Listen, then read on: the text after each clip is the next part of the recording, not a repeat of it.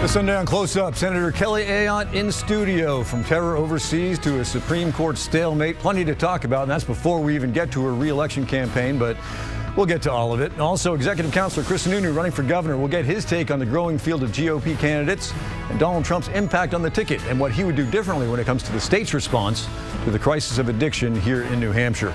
Morning, folks. Thanks for joining us. I'm Josh McKelvin. Now, this week, we were reminded once again that ISIS is as dangerous as it's ever been with the deadly subway attack in Brussels. Connections have already been made to the attack in Paris, and now it's only natural to wonder just how long it will be before something happens here. So that's where we're going to start. Senator Kelly Ayotte, my first guest this morning. Good to see you. Thank you, Josh. Obviously, that was a very tragic and awful scene over there. I mean, absolutely horrific. I mean, what we saw is another attack by ISIS.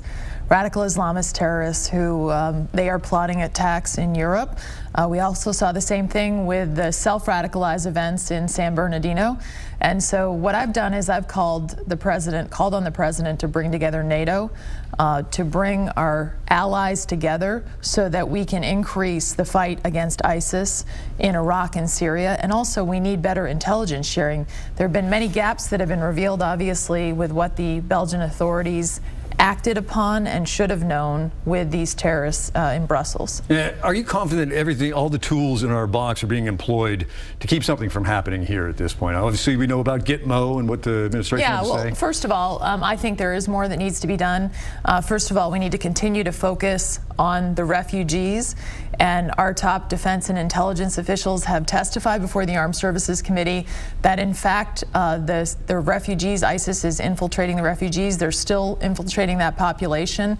We had a bill on the Senate floor at the beginning of this year that would have significantly increased the vetting of any potential refugees that the president wants to bring from Iraq or Syria to the United States. And unfortunately, that bill was blocked by the Democrats. I supported it, and I think we should give the American people a 100% guarantee before we bring anyone from over there as a refugee here, given the events that we've seen in Europe. And one thing we do know about these terror groups is they are patient.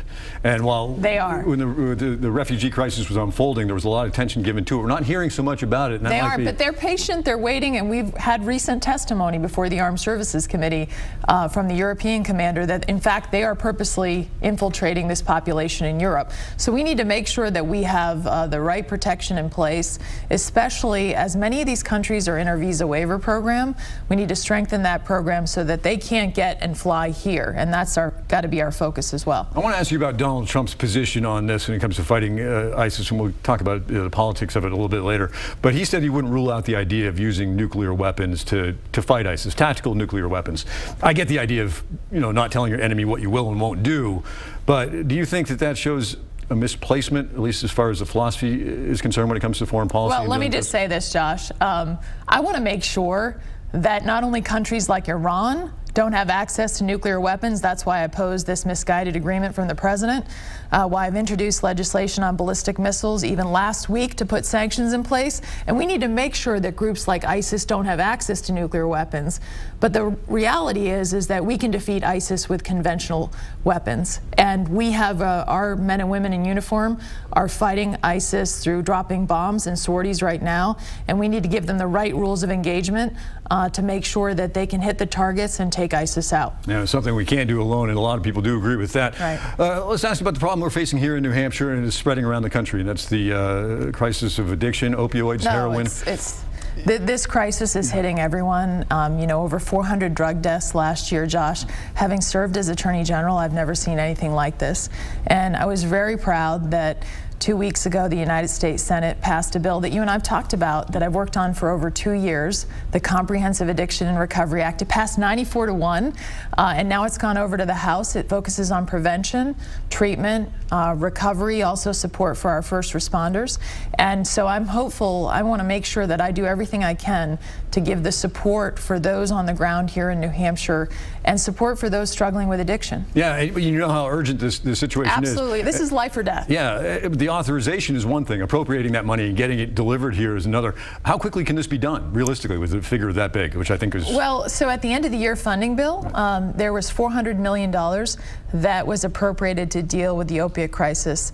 And so that money is just now starting to go out the door federally to states, and New Hampshire's starting to get some of it. So we need to get it, obviously get that expedited. I've called on Health and Human Services to do that.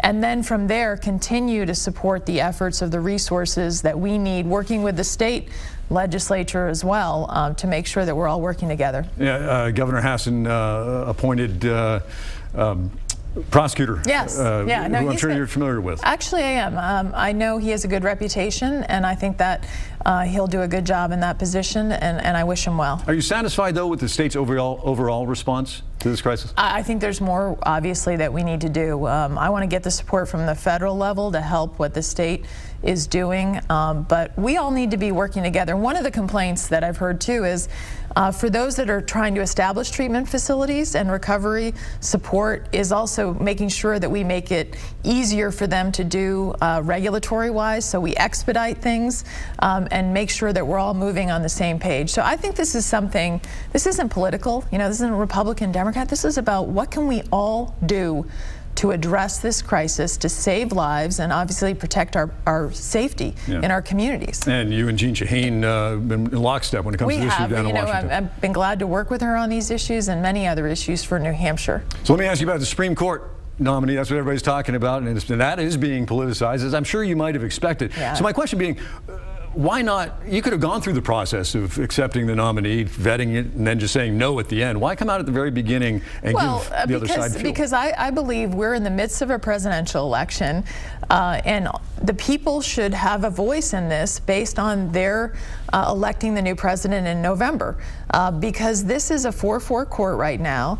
This is a position that's going to have an impact on this nation for decades. And so my position is simply, let's have the people have a voice in this.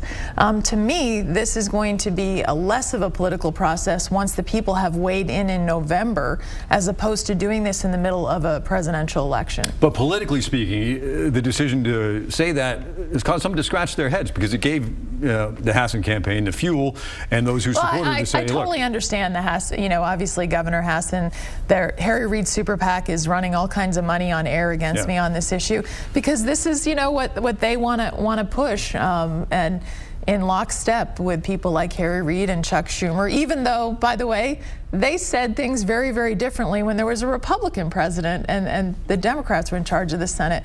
But for me, this is about the people of New Hampshire weighing in on which direction they think the country should go, and this position, hearing their voice in it. And obviously, the Senate has a very important role. The president nominates, but under the Constitution, the Senate gives advice and consent, and that's a check on the president's nomination. And I think the most prudent course is let's let the people weigh in November. In a vacuum, is the president's selection worth looking at? Well, I'm going to meet with Judge Garland, when I return to the Senate, and so I certainly will meet with him, and I'm familiar with his background. But I still believe that really the most prudent course is let's have the presidential election, let's let the people weigh in on this through whom they elect as president. All right, let's talk about who might be the next president, or at least the Republican nominee, and that's Donald Trump. A lot of speculation about the impact he may have on your race, everybody on the ticket. But then some might wonder, is he, instead of being a liability, is he generating the type of energy that might wind up being something that's really good? Well, I didn't phrase that very well, but you know where I'm getting at. Well, Josh, as I look at this, first of all, my running for re-election, I've been an independent, strong voice for New Hampshire, and as you know, at times I disagree with my party if I think that things are happening that aren't right for New Hampshire or for the country. So regardless of what happens in November, I'm going to continue to focus on serving the people of New Hampshire. In terms of the top of the ticket, we're still in a nominating process that, especially on our side of the aisle, is not over yet, certainly. Even on their side, on the Democrats, it's not over yet. And I think we got to let that process play out instead of, you know, speculating what's the impact one way or the other. Yeah, but a lot of people wonder, is the GOP on the verge, if not already in a civil war? Mitt Romney, who you supported back in 12, he came out and really, you know, he landed some haymakers on Donald Trump. Well, one thing I know, in every primary, there's always disagreements. I know when I ran last time, I had a really vigorous primary. And then parties unify around who the people choose as their nominee. So we're still in that process. It's far from over, especially on the Republican side of the aisle. Would you like to see this go to a contested convention? I want the people to weigh in, and I want the voice. And if obviously none of the candidates that are remaining get the requisite number of delegates, that's how the nominee is chosen at a convention. That's our process. All right, well, let me ask you this then, and then we'll move on. Is Donald Trump more qualified than Hillary Clinton, do you believe, to be president? You know, Josh, I think, first of all, both Donald Trump and Hillary Clinton, neither of which are their nominees for the party yet. That's what this process is about. Let's let the process go forward and have people weigh in on who they think is the most qualified for each of their parties, and also then, of course, in November. All right, I give up. So how is your race going to be defined, and what do you think the issues it will be that really show the daylight between two very popular political figures here in New Hampshire, you and Governor Hassan? Yeah, no, I think that this race is going to be defined in terms of leadership, in terms of results. I have a very bipartisan record in the Senate of focusing on getting results for people in New Hampshire, working across the aisle, whether it's for our veterans' health care, on this heroin epidemic, on, frankly, holding government more accountable so that it better serves the people of New Hampshire, defending the nation. I think that my experience in national security matters is very important in this election. You see what's happening around the world. You see what's happening in our country. And obviously, on the Armed Services Committee, I've been a strong voice for supporting our military and making sure the country stays safe. I mean, think about the issue like the president's continuing to release dangerous detainees from terrorists from Guantanamo. We just learned from an official this week, the own administration itself admitted that people who have been released from Guantanamo terrorists have actually killed Americans since they've been released. So that's why I've been fighting so hard for 5 years to prevent these terrorists from being released from Guantanamo. So this election is about leadership. It's about focusing on getting results and getting things done, and really serving the people of New Hampshire, which is what I do every day. Now, let me just ask you this, and we'll end with it. How different is this campaign from the first one back in 2010? Because it seems like there are a lot more issues, whether it's foreign policy, Sure. national security, homegrown issues to deal with, do the job and campaign. Well, absolutely, Josh. I think that, you know, every election and campaign is different. This one, if you look at the security context that we're in, there's so many more threats that we're facing even than 6 years ago, with ISIS, with the Russian invasion of Ukraine and their aggression, with this very bad Iran nuclear agreement that is, we've already seen them, they continue to test ballistic missiles. So there is a lot at stake in this election. And, you know, I think this is not only the security of the nation, but also the $19 trillion in debt.